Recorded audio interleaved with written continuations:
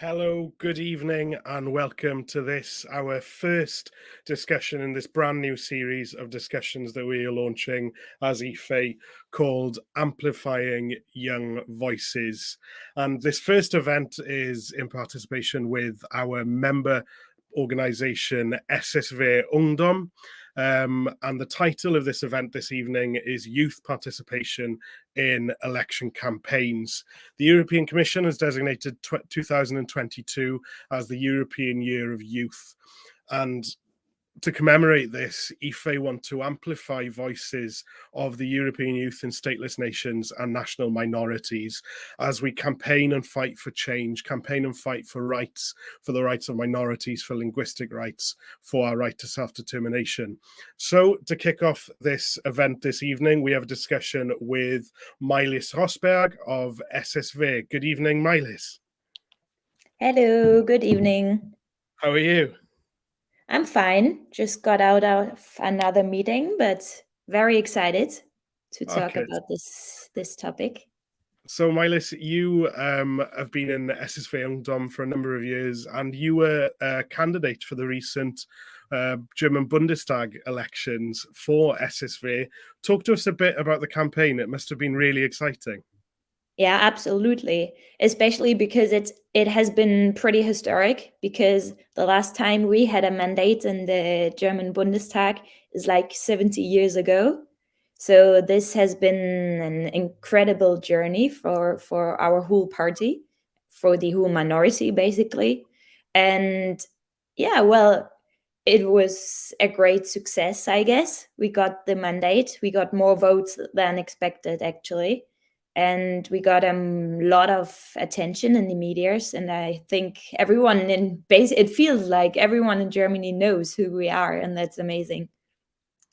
Yeah, it must be amazing. And the platform that you now have as a party is enormous now that you have this seat in the Bundestag. So, Mylis, you were the second candidate on the list for the second vote for your region. What experience was it being a young candidate advancing the youth voices within SSV's election campaign? Well, so to give you a little background information, the situation was that we were three people fighting for spot number one on the list to be the Spitzenkandidat, because we all knew that the possibility to get more than one mandate was pretty low. So actually I was in a internal campaign for more than 7 months fighting against two other people. And at the end I got second, which was, well, at that moment it didn't feel like a success, but now looking back at it, it was, because I was like the no name, the outsider. So yeah, now I'm on spot number two, and well, of course it's cool, because if our Spitzenkandidat says, well, I got another job or whatever, then it would be my turn and I would go to Berlin. It's probably not gonna happen, of course, and basically I hope it's not gonna happen, because Stefan, our Spitzenkandidat or our mandate in Berlin, he's doing a great job. But for me, this has been amazing, an amazing journey. Very hard, though, very hard, very challenging, especially as a young person. You have to deal with a lot of things older candidates don't have to deal with. And it has been a challenge, but I don't think there has been a time in my life where I grew more as a person and as a politician. So I don't regret anything I did the last 1.5 years. And I think it had a big impact on our party as well, and our status as youth organization in my party. I think it had a great impact, and knowing that, it has been worth it, I would say, yeah. So Looking back in 2021, earlier this year, we held for International Women's Day a live stream about the challenges that young female parliamentarians and candidates face. You were featured in that discussion as a prospective candidate, and some of the challenges that were discussed that evening. Did you see what challenges did you face during the campaign, and how did they match with what you heard during that discussion earlier in the year? Well, unfortunately, it was what I experienced as a young female candidate was exactly what we were talking about in that discussion. Unfortunately, the thing is, before I decided to go for number one to be the Spitzenkandidat, I was doubting if I'm capable of this, if I'm good enough, if I have enough experience, and all those basically imposter things often women tell themselves. And in that moment, I was like, well, I tell like every woman around me, do what you want to do. You are capable, you are strong, you can do it. And then I am in the situation where I can take a step, which I was scared of course, and then I say no, I can't because I'm scared. So in that moment I was like, no, I have to do it. I have to try to get on number one. I have to try to be Spitzenkandidat for all the reasons why I do politics, for all the young females and all. Well, in that moment, now we have some women under 30 in the Bundestag, but in the last election period, we didn't have any women under 30 in the German national parliament. And it was a fact that made me run for this position. And I knew as a young female that I would get a lot of things to hear during the internal campaign, but also then when we were campaigning in public. And the thing is, as young person, you always have to give more than 100%. You always have to give more than older candidates or older opponents. But as a young female, you always have to prove twice as hard that you are capable. And that's what I experienced as well. And I got questions like how I am gonna manage this running for the parliament and then maybe getting elected and having a family. And I was like, sorry, but I'm 21. Yeah. And it's not your task or your assignment, to ask me what my family planning looks like. Sorry, but or people were not, and of course not everyone, but people were telling my boyfriend I had at that time, or were thanking him for borrowing me in the campaign and stuff, because of course I didn't see him much, because I was campaigning. So at the end, at election day, people were going to and saying that basically thanking him for borrowing me to the party. And I was like, so are we in 2021 or what are we doing here? And of course I got comments on social media as well, where I was like, well, everything we as women in politics talk about, that's what I experienced. But on the other side, it was great to see how many young women were coming up to me after discussions, after live streams on social media, whatever, saying that I inspired them to run for a position or gave them some hopes that they are capable, and that's in those situations, everything is worth it. Everything, like all the negative comments, all the proving twice as hard and stuff, is worth it. If I motivated one more young female to run for a position, even though she's scared and even though other people are telling her she's not capable, it has all been worth it, for real. Absolutely. It's so inspiring to hear, and it's so nice to hear kind of the very real perspective. It kind of harks back to the discussions that was had for International Women's Day earlier in the year, and now to hear how you face those challenges head on, and you were very strong facing these challenges, of course. So, speaking about SSV Ungdom's role within the campaign more generally, they had you as a young person in the second place on the list. So they had a figurehead. How did the youth participate in SSV's campaign?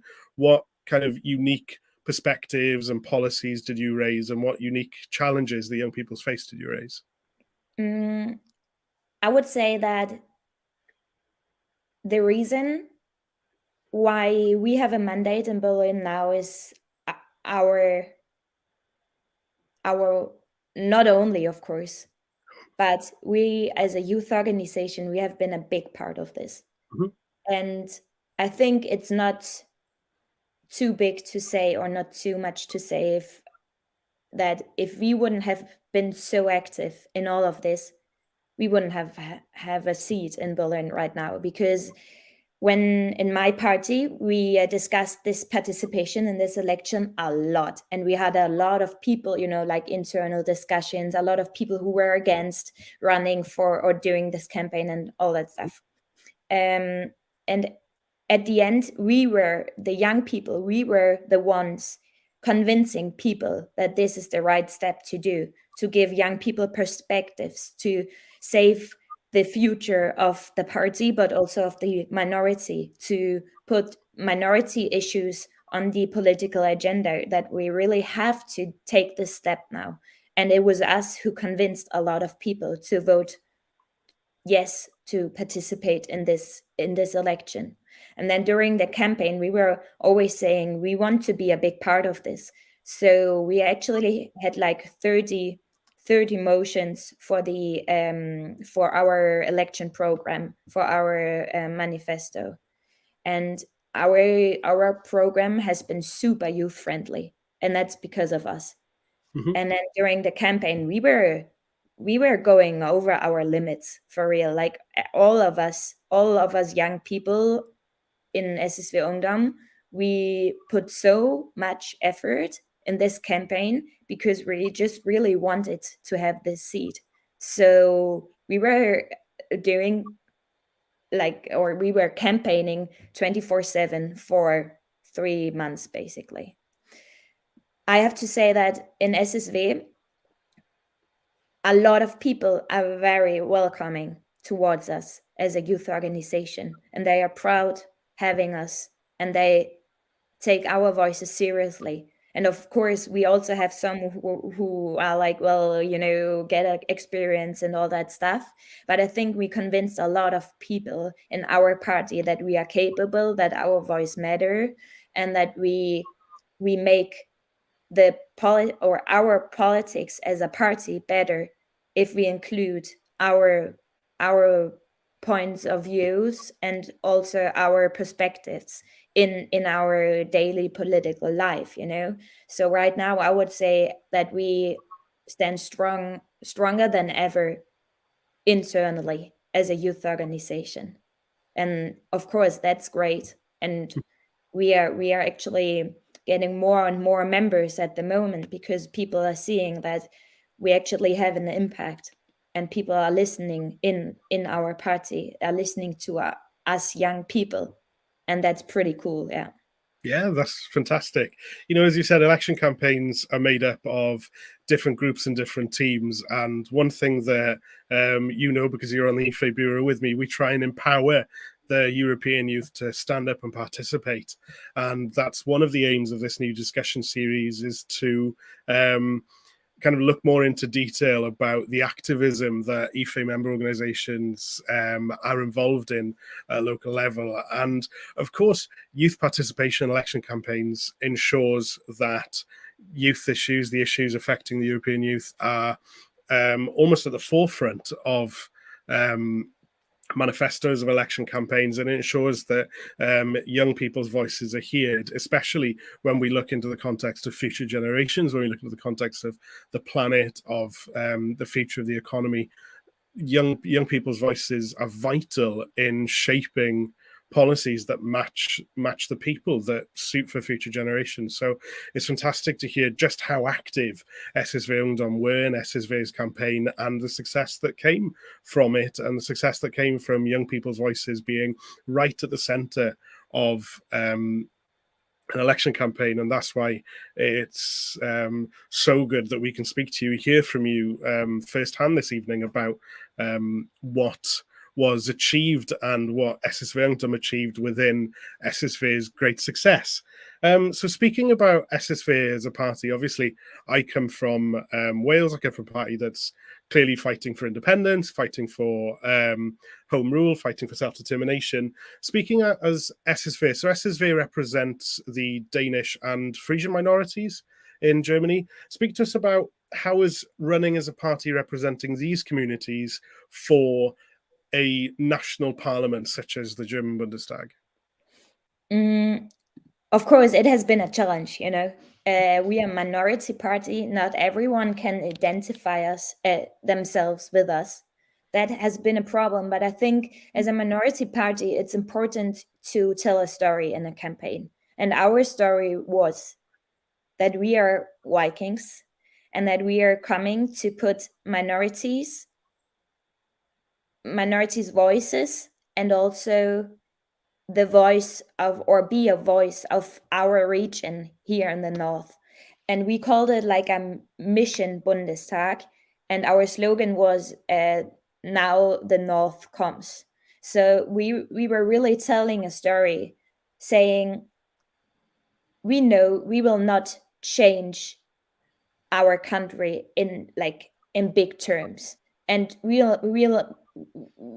are so small and our impact is so limited that we can't promise you anything. But the thing that we promised people during this campaign was that we will be independent, of working with all the parties, with all the democratic parties, for the actually political reasons, and not because we don't like one party and we like the other more. That was one thing we promised. And the other one was that we will be an independent voice for our region here up in the north, because we believe that if the region is on a good standard, then the minorities will have a good stand in this in this region. So that's what we were telling people, and we have been very honest with our impact, and telling people, we will get one mandate, and of course one mandate will only have a limited impact in a parliament with over 700 other mandates, but what we can promise is that we will fight for the small people who don't have a lot, and for minorities, and for groups in society which normally don't have a voice. So we were telling this story, and that's what people could identify themselves with. So that's what I would tell every other minority party or very small party who's running for a big or in a standing or running for a big election, a big parliament. Tell a story which people can identify themselves with. That's what we did, and now we have this one mandate. Yeah, it was successful. And do you think that being that voice for people who, the unrepresented people who historically hadn't had representation, was one of the main reasons why SSV decided to present themselves for the Bundestag elections? Yes, absolutely. Because the situation was that the national minorities, we have 4 official national minorities in Germany, and they were not represented in the parliament. And parties, when the parties, the established parties, were having a good time, then of course they would do, minority politics and taking care of us. But the situation in Germany is, or has been, that it has been very unstable. So the established parties, they didn't really have energy and time, to take care of us. So we were super disappointed about the national minorities, or how they handled the minority politics the last years. So that's why we decided, okay, one voice in the parliament who's standing up for national minorities, for other groups who are not represented in parliament, is so much more worth than if there was nobody sitting there, you know. That was one of the reasons. And of course, another reason was that we are a regional party. You can only vote for us in Schleswig-Holstein, in the most northern part of Germany. And we were saying that all the money, all the funds, all the political decision, they are made in the south or in the west, in West Germany, you know, in North Rhine-Westphalia, for example, and especially in Bayern, to be honest. And we were saying that's not fair, you know. We have so much potential here up north. We have so much potential working together with Scandinavian, with Denmark, with you know, energy, green energy, and all that stuff. And it's not okay that we are only basically just looking at what Bayern and North Rhine-Westphalia is doing, and it's always us who are not getting what they deserve, you know. That was the other reason why we were running for this. So yeah, it was time to stand up, and it was incredibly successful. I couldn't speak about SSV's election campaign without speaking about the campaign video that you had, which went viral in Germany and beyond. Talk to us a little bit about that and the audience that it was trying to target. The audience ended up being everybody. Well, I already said our theme was like the Vikings, you know, the Danish people in Germany. They are going to Berlin to be independent, to fight for the region, to fight for the Danish, Frisian, and the other national minorities. So we were really doing a mission out of this. And then the thing is, we are so small. We don't have a lot of people working for our party. So this idea with this Viking boat and all that has been made up by two people, and they were presenting this idea to like the main candidates and our, you know, like the bureau of the party, and everyone was saying like, no, people are not going to take us seriously. So it has really been criticized. But those two people, it's like our PR team, they were saying, let's go with it, we have nothing to lose. And at the end, of course, they were right, you know, they are the experts, but everyone was really criticizing this thing. And then at the end, our video went pretty viral. That's true. And what we were trying to yeah, our message in this video was, of course, it was more fun than the other videos, you know. It was exciting to watch. It was something different, and people were thinking, wow, they are cool, like what they are doing. I want to be a part of this. So we were not trying to sell Stefan as a Viking, because that's not very authentic, you know. But we were saying he is our man for putting our region, the national minorities in Germany on the political agenda. And that's what people believed. And that's what I believe got us there where we are right now. Yeah. But I must admit, first time seeing this video, I was like, oh my God, how am I gonna defend this? But at the end, it was amazing. Yeah. It's something different, isn't it? Which really resonated with people, and that's what makes it important. Even though, if at first these things seem like kind of way out their ideas, and it's amazing just what success some of them can have. So as we draw this discussion to a close, obviously we've seen in the news in recent weeks that the new traffic light coalition has come together in Germany, which has now elected Olaf Scholz as German Chancellor. What are your expectations of this new coalition, which is something totally different to what has been in Germany for so long, and Angela Merkel and the CDU, CSU? Well, the thing is, our expectations were pretty high, and then the coalition agreement got published, and we were super disappointed because national minorities are mentioned in 2 sentences. And that's not even as much as in the coalition agreement before with the Conservatives. And that's, I think it's a scandal, to be honest. So we really have to work towards a more national minority friendly government. I'm pretty sure Stefan will do a great job in Berlin. But of course, I'm happy that we have a more progressive coalition now than we had like for 16 years, basically. I'm happy that the Conservatives are in the opposition as well. That was actually one of my goals for this election, that they're not part of the government anymore. So I think we will see a lot of big changes in Germany very soon. I hope so. And I'm very excited because for me, it's also the very first time experiencing this. You know, I grew up with Angela Merkel as our chancellor, so it's pretty exciting for me as well. But regarding minority rights and our region, it has been disappointing so far. But that gives us a reason to work even harder the next 4 years, and then I'm very excited for that, to be honest.